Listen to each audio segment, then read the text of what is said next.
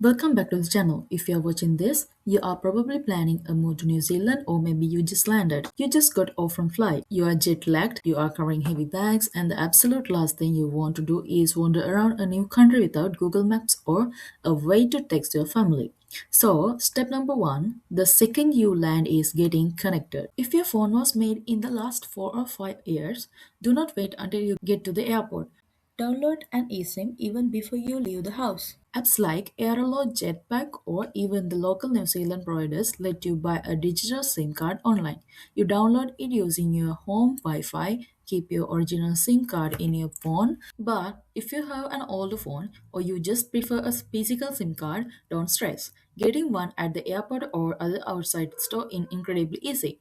You can buy SIM card or an eSIM from the New Zealand largest network called Spark, One New Zealand and 2 Degrees.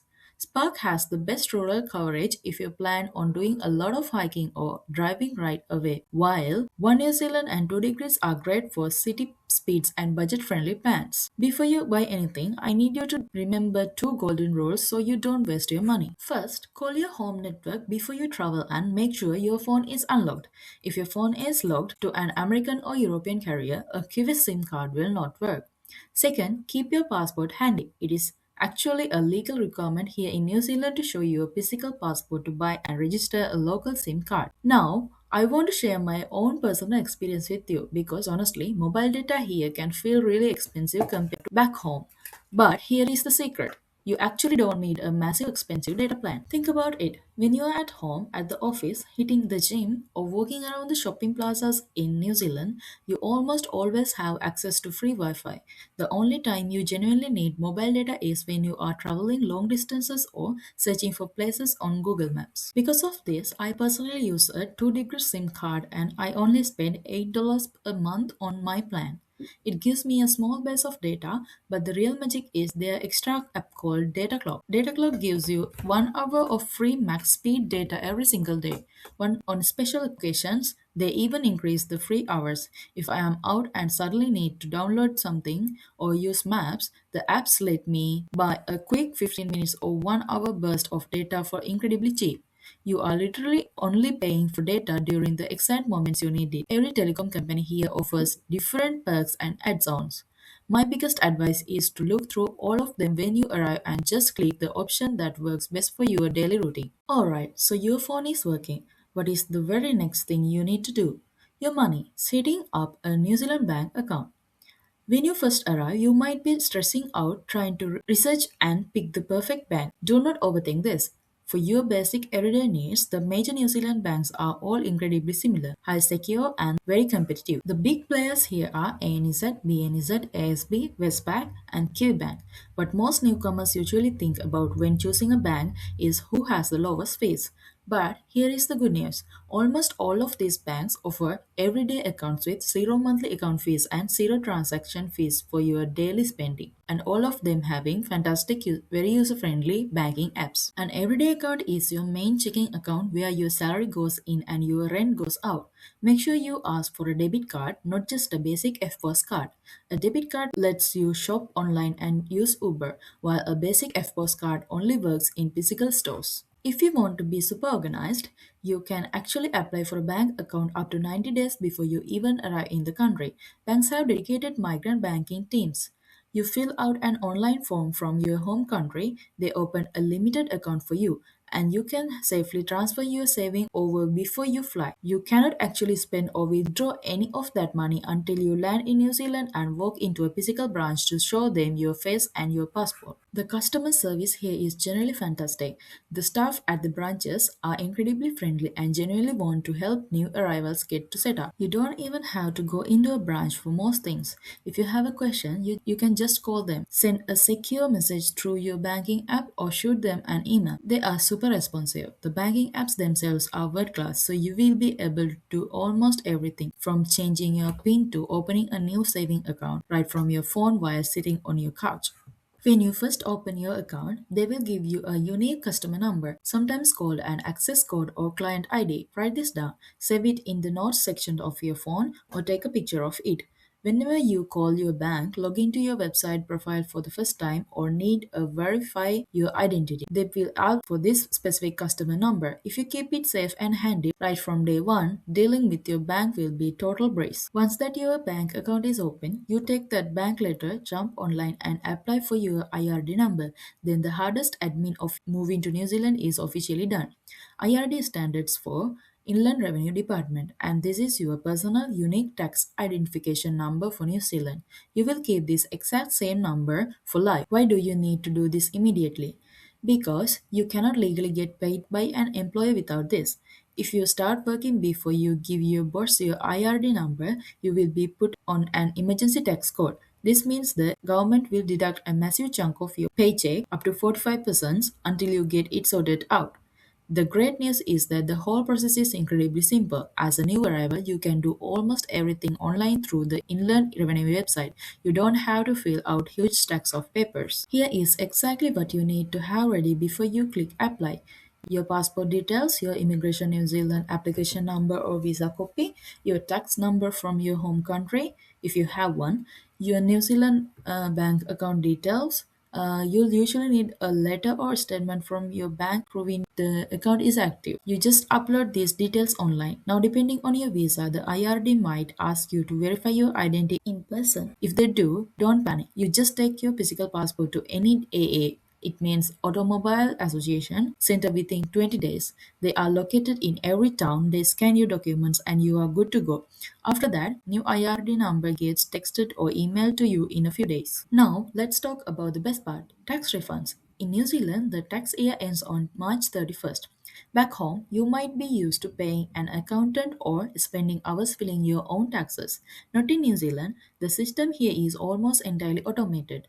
Your employer sends your tax information directly to the IRD every payday. Around May or June, the IRD automatically calculates if you paid too much tax. This is super common for new arrivals who only worked for part of the year. If you are owed a refund, they don't even make you ask for it. They just magically deposit the money directly into your New Zealand bank account. It is the best surprise ever. The last thing you need to know is how to manage it all. Once you get your IRD number, you will create an online account called MyIR. This is your personal dashboard for everything tax related. When you first arrive in New Zealand, you are probably going to move around a lot, maybe from a hostel to a temporary flat to a permanent house. Always update your address in MyIR. You can do it from your phone in 30 seconds. Keeping your address, your email, and your bank account up to date ensures you never miss a tax refund and your employer always has the right tax code for you. If you don't want to apply online, doing it in person is actually really easy. The main place you can go is a physical Inland Revenue office. But if there isn't an Inland Revenue office near you, your backup option is to go to an AA center that stands for Automobile Association. Now everything is done. Let's talk about your driving license. You can legally drive in New Zealand using your current valid overseas driver's license, but only for a maximum of 12 months from the exact day you land. But the government has officially changed this. You can now legally drive on a valid overseas car's license for up to 18 months from the exact day you last entered New Zealand. But if you have motorcycle or truck license, that limit is still 12 months. Every single time you leave New Zealand and fly back in, that 18 months clock completely resets. If you are staying long term, you will eventually want to convert your foreign license to a proper Kiwi one. How easy this is depends entirely on where your license was issued. The government splits the world into two categories. Category 1, exempt countries. I have put the full list of exempt countries up on the screen now. If your license is from one of these countries and you have held it for more than 2 years, you are exempt from testings. Category 2. If you do not see your country on this exempt list, that simply means you fall into category 2, which is the non exempt group.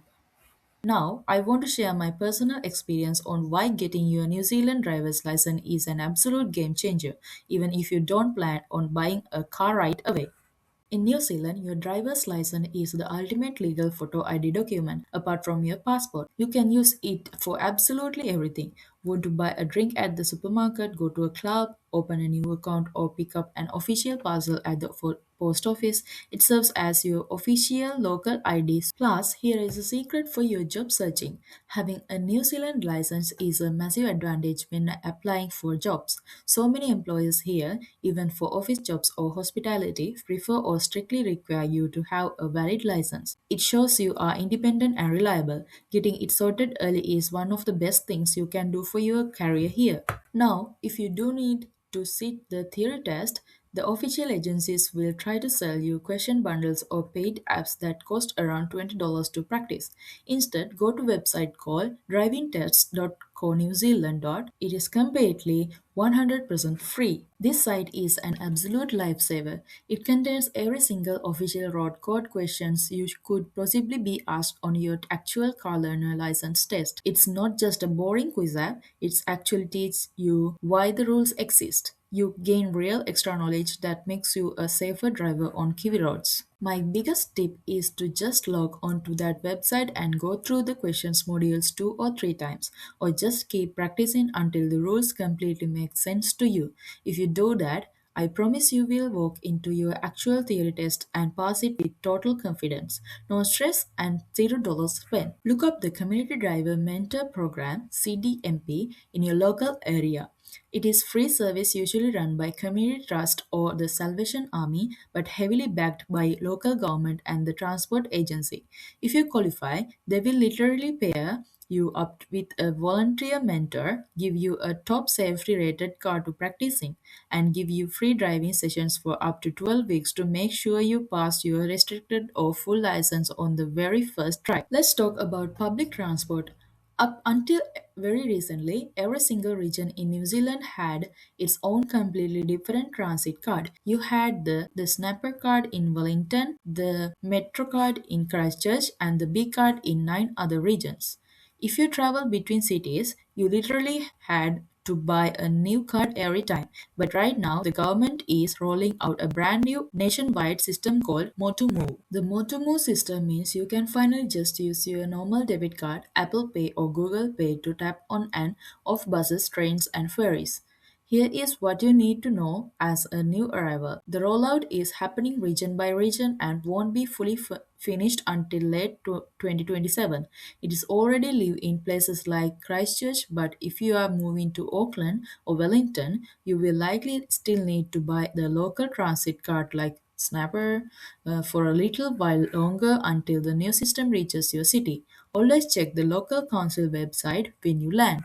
Next up, grocery shopping. Groceries in New Zealand are notoriously expensive, so you absolutely must sign up for supermarket loyalty cards the first week you arrive.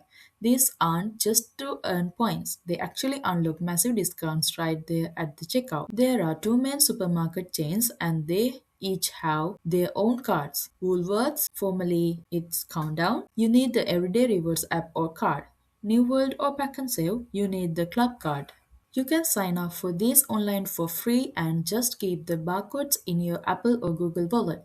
If you don't scan this when you buy groceries, you are literally throwing money away. Fuel in New Zealand is incredibly expensive. It is a major shock for most newcomers. Now, if you have been doing all the research online, you might hear people talk about a card AA Smart Fuel. Do not look for this. It officially ended a couple of years ago.